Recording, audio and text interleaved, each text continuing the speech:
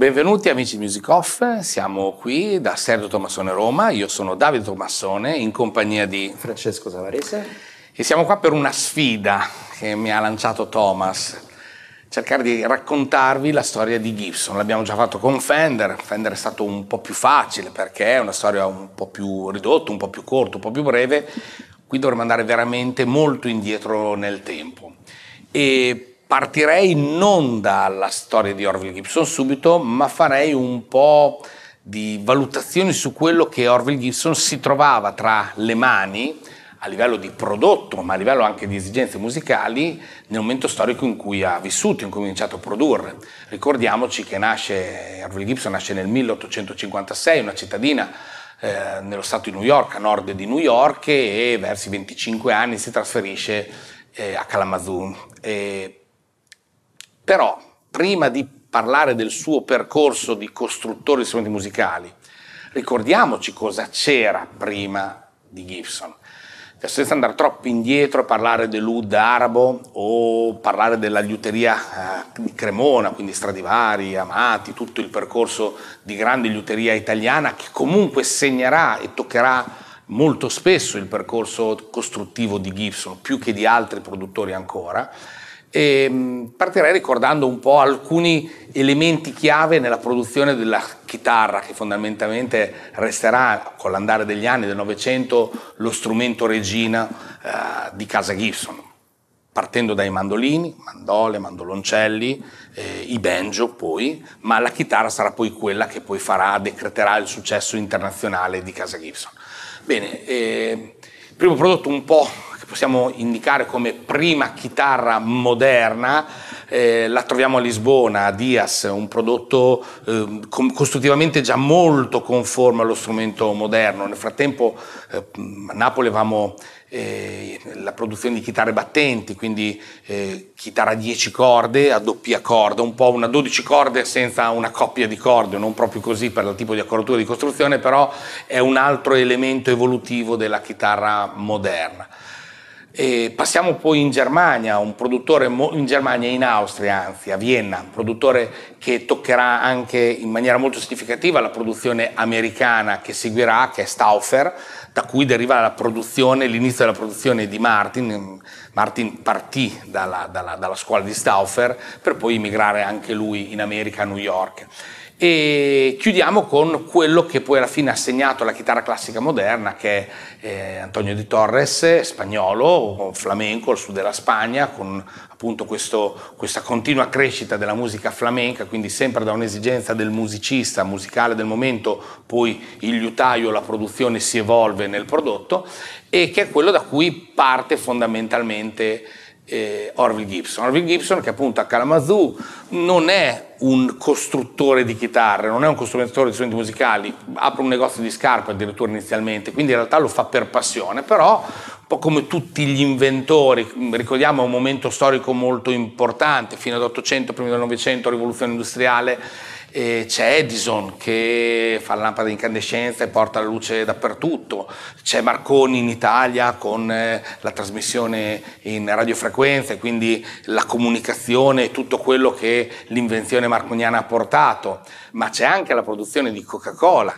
Coca-Cola è inventata ad Atlanta da un farmacista che voleva creare una medicina contro il mal di testa. Comunque è il momento della grande evoluzione, ed è proprio questo momento che Orville Gibson, appunto dietro nello stabilimento, in un fabbricato nella downtown di Kalamazoo, apre il suo primo laboratorio e comincia a costruire prodotti che sono diversi dai soliti prodotti che i musicisti dell'epoca avevano tra le mani. Per quel che riguarda i mandolini di riferimento, quelli che venivano dall'Italia, quella dei Vinaccia, scuola di mandolini importantissima napoletana, ma gli stessi mandolini lombardi, mandolini emiliani, erano tutti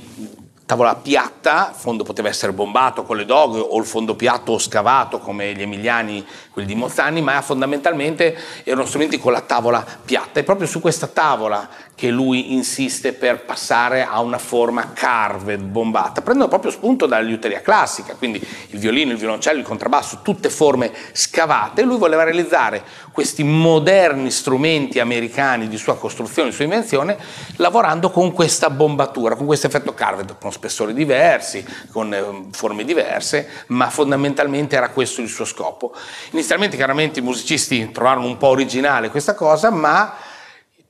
l'obiettivo era stato raggiunto perché erano strumenti con molto volume, molto vibranti, e il volume all'epoca era importante, non c'era l'amplificazione, quindi avere uno strumento che avesse un bel attacco, un bel volume, un bel focus diventava elemento vincente per i musicisti dell'epoca, e quindi si adattava a una forma originale che comunque non dispiaceva in orchestra perché colpiva anche l'occhio di chi ascoltava o di chi ballava, ma risultava piacevole e da suonare e quindi da mettere in orchestra.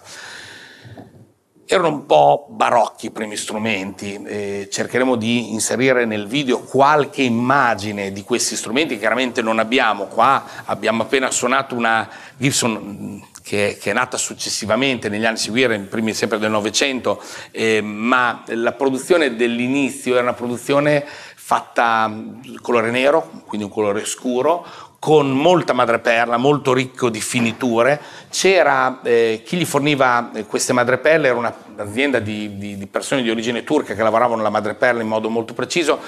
addirittura i primissimi prodotti avevano la mezzaluna e la stella nella paletta, molto simile a quelle che è il logo, che è il simbolo della bandiera turca, dell'impero ottomano all'epoca, e questa finitura molto ricca era data anche da una specie di battipenna, che non era proprio un battipenna perché era incastonato, e realizzato da entrambi i lati, quindi si dice addirittura, dalle immagini vediamo che spesso quando ci sono le foto di Orville Gibson è spesso visto con la chitarra da mancino, si pensa che fosse mancino, non si ha la certezza, ma questa forma di battipenna doppio da entrambe le parti nasce proprio dall'esigenza sua di girare lo strumento da una parte e dall'altra. Comunque fino ai primi del Novecento, esattamente fino al 1902, Orville Gibson costruisce diversi mandolini, apprezzati, mandole, qualche chitarra. Il simbolo suo all'epoca era una lira mandolino, quindi uno strumento fatto a lira, quindi con i due, chiamiamoli corni, con le due protuberanze laterali acusticamente sonore, le 8 corde al centro e la sua fotografia al centro per indicare la sua produzione. Però nel 1902 fa fatica, l'azienda cresce, fa fatica però a produrre, progettare, perché è sempre in continua evoluzione, non gli va mai bene lo stesso prodotto,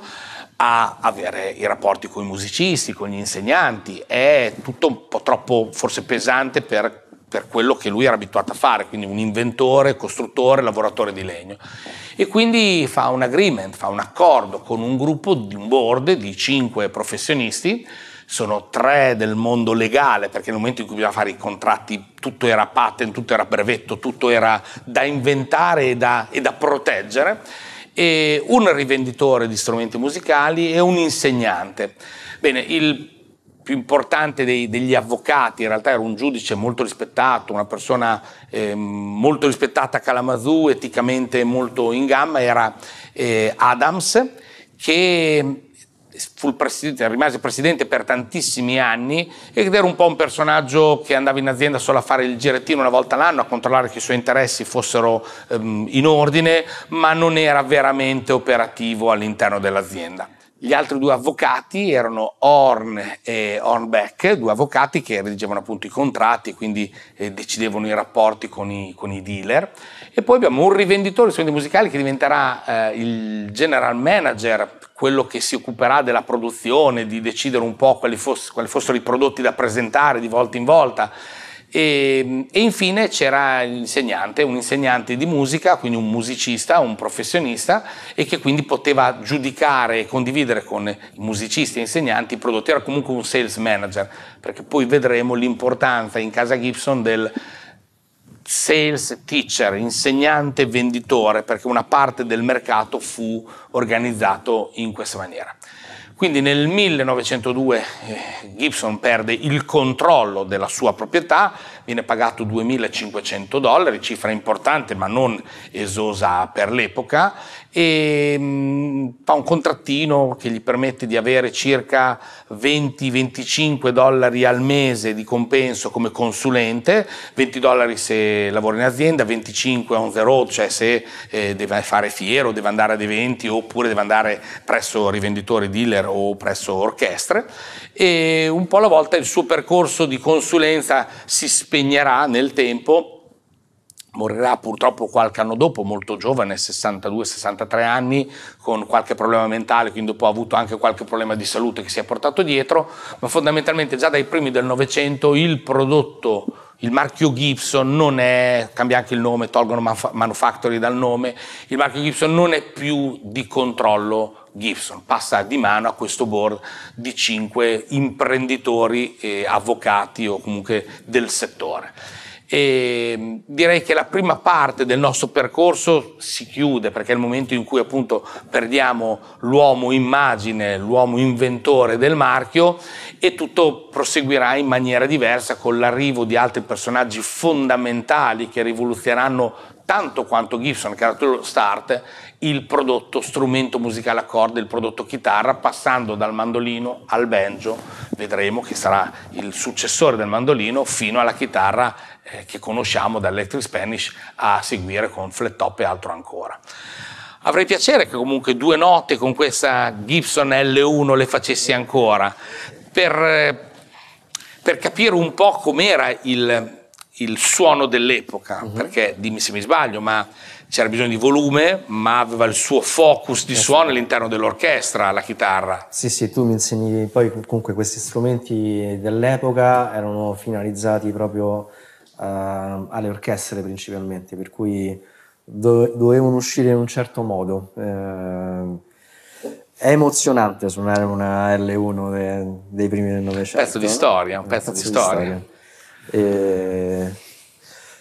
Vado. Sentiamolo, dai.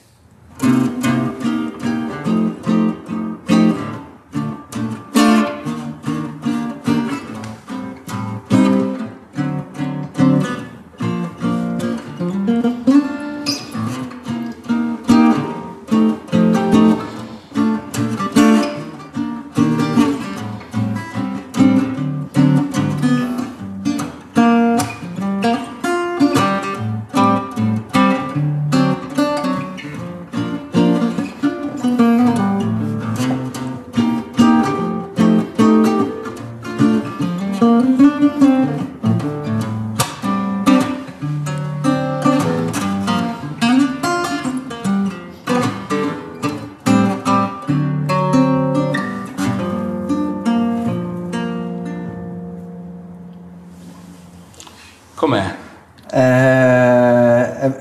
È molto bella da suonare. Tra l'altro non so se si vede il manico. Il manico è importante, altro che i manici da baseball della Fender. Questo è un manico ancora più grosso. Mai visto un manico così. Devo dire che comunque la chitarra è molto bilanciata, per cui è indubbiamente costruita già bene all'epoca. E ha un suono molto dolce in realtà, per cui è piacevole da suonare. Si usavano l'abete, una bella venatura di abete scavato, quindi viene scavato sopra e sotto come nella liuteria classica più tradizionale.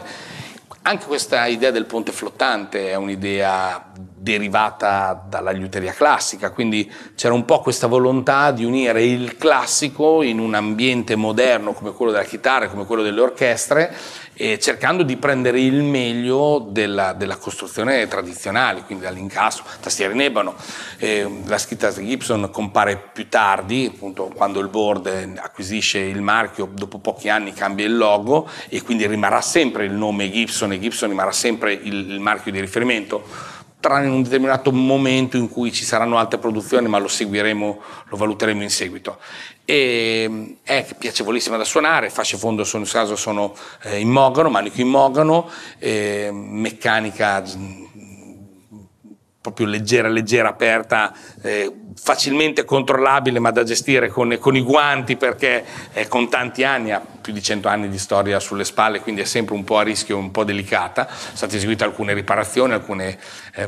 riverniciature su questo prodotto, e questa era la forma L. La forma L è la chitarra di riferimento, in questo caso con la buca tonda, c'era prodotti anche con la buca ovale, L1, L3, L4, prodotti con anche tipi di binding, finiture e incastro corpo e manico differenti, però fondamentalmente il prodotto di riferimento era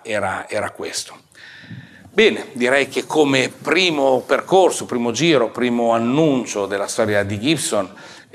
abbiamo già raccontato l'inizio. È chiaro che da adesso in poi incomincerà l'evoluzione più importante, quindi questa è la prima parte. Vi aspettiamo alle prossime puntate per continuare questa grande avventura. Un saluto da Davide Tomassone e da Francesco Savarese. Ciao.